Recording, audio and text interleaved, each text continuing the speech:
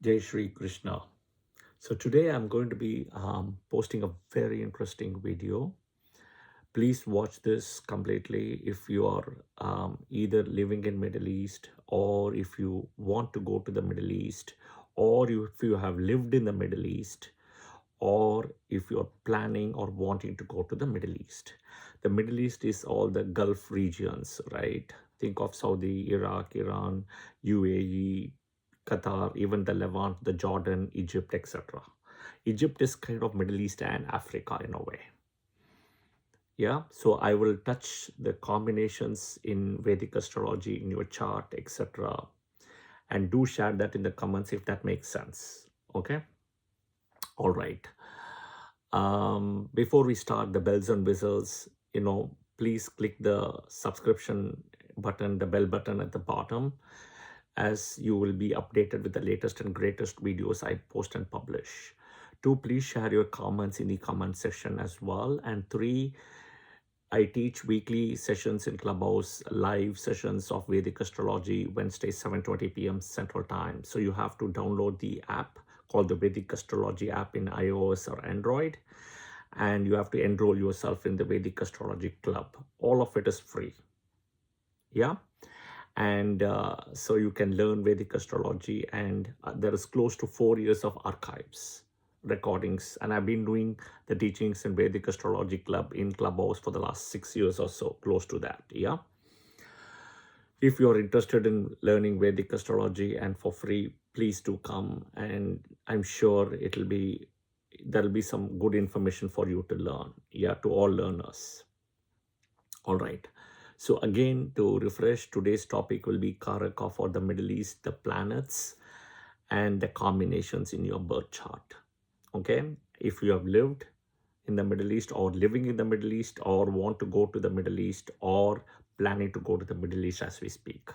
The Middle East is all the countries around the Islamic countries, specifically including Egypt, which is also African and Middle East, and you have the Levant as well, which is Lebanon, Syria, Jordan as well connected. Yeah. Okay. And then you have Saudi Arabia, UAE, Qatar, Kuwait, Oman, Bahrain, you got a lot, Iraq, Iran, a lot of those countries as well. Of course, they are divided into 2 parts, right? The Persian Gulf and the Arabian Gulf. So we're talking about the Gulf. All right. So the 3 planets which is very strongly involved with Middle East is Venus, Rahu, Saturn. Venus, Rahu, Saturn. Okay. And in the way, when you break it down further, it will come to Venus and it will come to Rahu. Okay. Venus and Rahu. And we'll break down what and how it is. And you can connect it back straight away to Allah and Prophet Muhammad in a way. I leave it up to you to connect the dots. Okay, I'm only giving the information in a platter.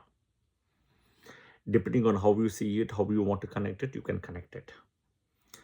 Okay, number 1, Friday is the holy day in Islam, right? And Friday is a holiday in the Middle East. Now they've changed it a year or so, that they've kept it Saturday, Sunday to align with the global calendar. So that was a change which they had to do. Otherwise, typically it was always a Friday. Saudi still falls like Friday holidays. The UAE, which have changed recently, right? And many other countries have also changed. But Friday is like a holy day. The holy day becomes a holiday. Okay. All right. Second is, when you go there, the word commonly you will hear from them is shukran, shukran, shukran. Shukran means thank you. Afwan means you're welcome. Okay. So Shukran, again, it connects to Shukracharya, which is Venus. Second. Third is the attire for men, which is kind of white or an off-white robe. If I remember right, it's something called like shidor, they call it also. Right? For the women, it's the black color one, which is called the burqa and all the things they call it. Fourth, the Arabic script. The Arabic script is written from, right to left. English, we write from left to right. So it goes the ulta. The ulta energy, you see that in Libra, which is again Venus.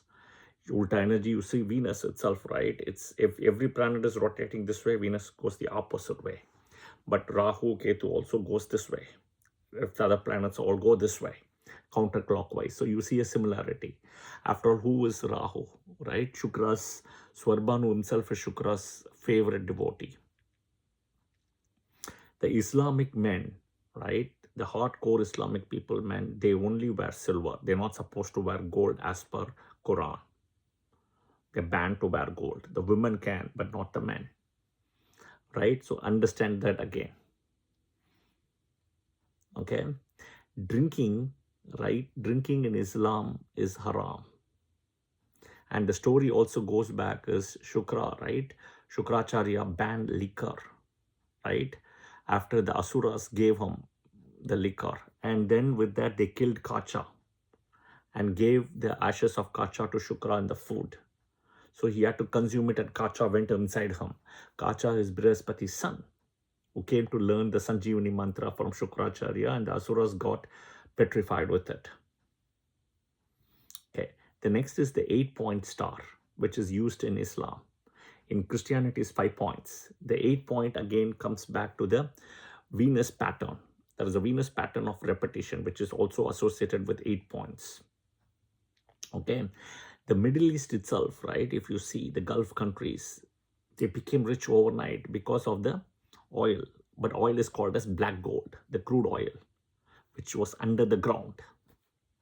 Anything under the ground, right? You see it's Saturn. So this is a combination of Saturn plus Rahu, right? And Venus, making them rich overnight. Overnight, Rahu energy is overnight. And in BPHS, Bharat Parashara Hora Shastra, right? By Maharishi Parashara, he clearly mentions concealed treasure discovery, okay? During the Mahadasa of Venus, during Mahadasa Venus specifically, it says, and also in the Mahadasa of Moon, but Antardasa of Venus, Moon and Venus.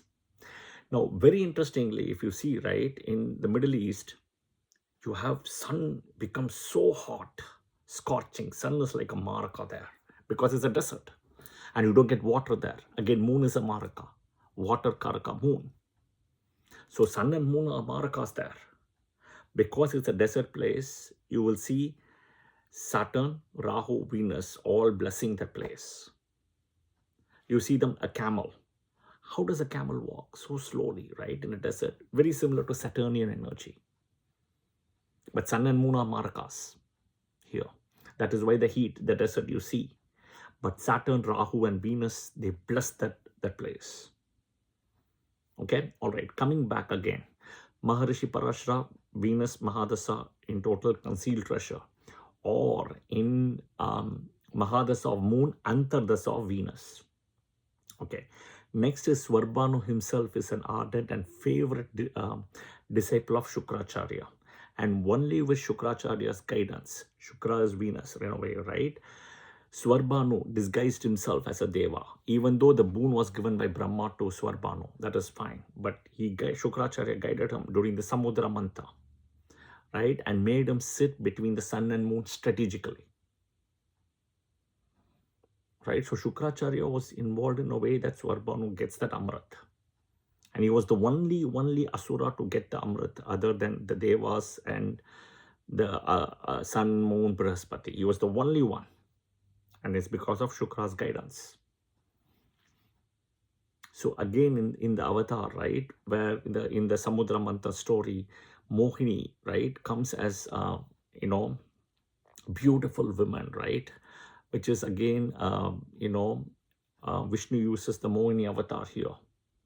And and then eventually when the sun and moon tells that somebody is sitting in between them, he turns himself as a human, as Vishnu, Lord Vishnu, right, from Mohini, and brings a Sudarshana chakra to kill Swarbhanu, right, with the chakra.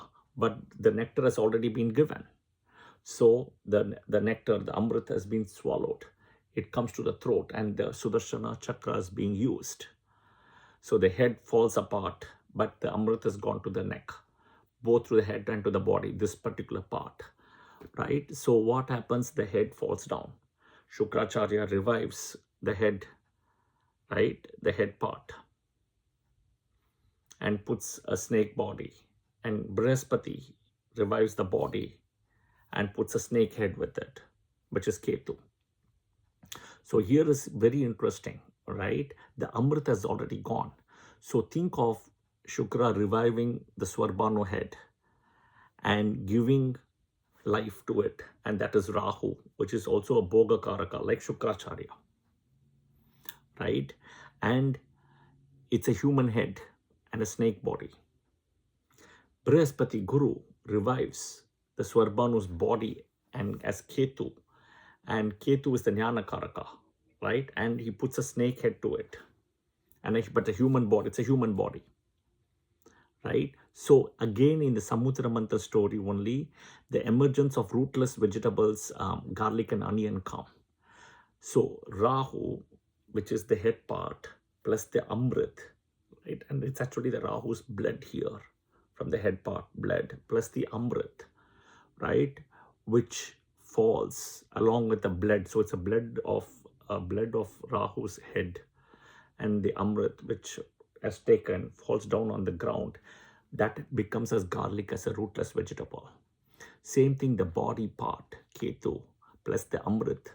And in the body part, the body's blood, right? And the Amrit, which falls down, that becomes onion. And both of them have sulfur in it. That is why if somebody eats raw onion, raw garlic, right? You can see the sulfur smell in the hands, in the hair, in the saliva, in the sweat. Anywhere in the whole body, you will see that. That's why they're called demonic vegetables, and they are rootless vegetables, but they have very specific powers. They have very special powers as well, especially garlic, which is the energy associated with Rahu. People with BP and diabetes, sugar, right? Lot of those things, right? Garlic is very good. Even lower back pains, garlic is supposed to be really good. But they're not sattvic, right? They are not sattvic at all. They are like demonic vegetables. Think of even sattvic, rajasvic, and tamasic. But they have their own power. Same thing, penicillin, right? When you're allergic to penicillin, it means it's sulfur again. Okay? So think of the same story of Islam and everything. You have Allah, and then you have Prophet Muhammad. Okay, so I've given the story so you can connect the dots now. I'll leave it up to you to connect the dots. Again, right, Shukra, Venus, is the owner, Karaka, for the Middle East, in a way, right? Islam and Middle East everywhere. And it's not Rahu. Rahu is more like a messenger or a messiah, in a way. The Shukra energy, knowledge and wisdom is used by Rahu to implement his scripts, the teaching and beliefs. The Gotra system, what we follow, exactly opposite they follow, but they don't call Gotra. Exactly the opposite. What we do, for example, I can marry my dad's sister's daughter, right? Or I can marry my mother's sister's daughter. But will I marry? No, I see them as cousins. I see them as my cousins. I don't. But I can. My dad's sister's daughter or my mother's sister daughter, but I won't. Yeah, that's another point. But I can. But Islam, that's called haram. In Islam, it's just the opposite. You can marry your dad's brother's daughter, which we call it as not right. Same Gotra will come. My dad and my dad's brother, same Gotra, but they will do it exactly the opposite. So everything of Hinduism is like the opposite. Very interesting, right? I've heard in parts of India there is the system called dowry system, where, right, if the girl's father has to give a lot of money to the boy and the boy's family for the marriage, etc. This is called a dowry system, which is followed in India, which I've heard of. In Islam, is the opposite. In Middle East and Islam culture, at least in Middle East, I'm not talking about India again. In Middle East, the way it works in GCC countries is, right, if you are a person who was supposed to get married and you like a girl, and of course you're all Islamic and Middle East, right? You have to go give money to the girl's parents to ask for the girl. There is a certain money you have to pay. Think about women stuff, right? How you think. And again, Shukra, right, is in the Karaka for women also in a way, right? So all of this will match what I say. Now, what are the combinations if you have been to the Middle East, or you are living in the Middle East, or you want to go to the Middle East, or you're planning to go to the Middle East? Rahu. First is Rahu in a way. The desire. Unfulfilled karma from past birth. Venus is also involved. Saturn is also involved. But typically I say Rahu because that is the pull. As I explained, Allah and the Messiah. Think about, in a way, the same thing what I've been explaining all along. Shukra and Shukra's disciple is Rahu. Think about it, you will connect the dots. Yeah, so Rahu Mahadasa. Rahu is very tricky in a way that you may be going in Rahu Mahadasa or Rahu Antardasa to Middle East. Or if Rahu is 12th into the Lagna, or is Rahu 12th to the Dasa Lord, or if Rahu is conjunct with multiple planets and any one of the planet you are conjunct with will take you to Middle East. Or you say, suppose you're running, for example, Moon Mahadasa, but Rahu is sitting in Cancer. So when Moon is activated in the Mahadasa, Cancer will be activated. Rahu is sitting, it will take you. Jupiter Mahadasa, if Rahu is in Sagittarius or Pisces, in Jupiter Mahadasa, it will take you to Middle East because Rahu is activated. The two Jupiter houses will be activated. Or a planet sitting 12th to the Dasa Lord, Rahu, if that is Rahu. If Rahu is conjunct with multiple planets, that's it. He will give you that power. Remember this, in Naisari Kabbalah, natural strength, Rahu is the strongest planet, not even Ketu. Books say Ketu, but I know it's a typo error. That is a mistake. Because Rahu is the head with the poison, not Ketu. Ketu is Jnana Karaka, is revived by Jupiter. Rahu is revived by Venus, Bhoga Karaka. And we are in a materialistic world, even though this is a Kali Yuga. Yeah? So I hope this was helpful for you to break down. Let me know in the comments if these combinations, anything what I mentioned, and you are able to see and live in the Middle East as well. Yeah, that would be really helpful. And if you're planning to go, I have given some combinations. It actually will work out for you as well. Okay. Before we end the session today, we will pray to Om Rahuve Namaha, Om Bhanuve Namaha, Om Swarbhanuve Namaha, Om Shanishwaraya Namaha, Om Shukraya Namaha. All the planets associated here with Middle East. Yeah, I have my so-called attachment to Middle East because I have also lived in Middle East, so I know what it is. Yeah, so again, I'll see you guys soon in another video. Yeah, thank you. Jai Shri Krishna.